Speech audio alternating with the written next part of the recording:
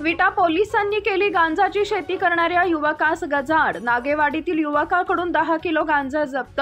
अंमली पदार्थ मोहिमेअंतर्गत पालकमंत्री चंद्रकांत दादा पाटील यांच्या आदेशानंतर विटा परिसरासह संपूर्ण सांगली जिल्ह्यात धडक मोहीम सुरू आहे।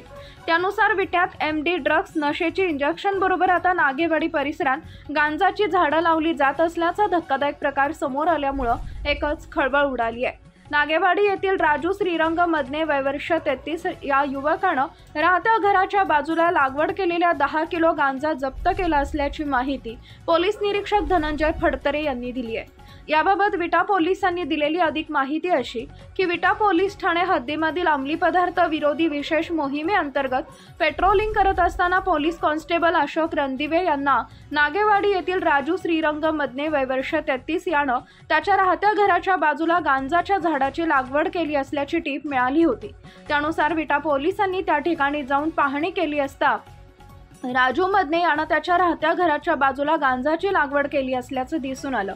त्यानंतर उपविभागीय पोलीस अधिकारी विपुल पाटील आणि पोलीस निरीक्षक धनंजय फडतरे यांच्या आदेशानंतर विटा पोलिसांनी राजू मदने याच्या घराच्या बाजूला पाहणी करून झडती घेतली असता मदने याच्या घराच्या बाजूला लहान मोठ्या आकाराची तब्बल 10 किलो वजनाची गांजाची झाडं आढळून आली। ही झाडं आढळून आल्यानंतर विटा पोलिसांनी 10 किलो गांजाची झाडं जप्त केली आहेत। त्यानुसार विटा पोलिसांनी तब्बल 10 किलो वजनाची गांजाची झाडं जप्त केली। पोलीस निरीक्षक धनंजय फडतरे यांनी नागरिकांना अशा प्रकारे अवैध अंमली पदार्थ गांजा इत्यादी विक्री साठा व लागवड करणाऱ्याची माहिती मिळाल्यास तातडीनं पोलिसांना कळवावे असं आवाहन केलंय।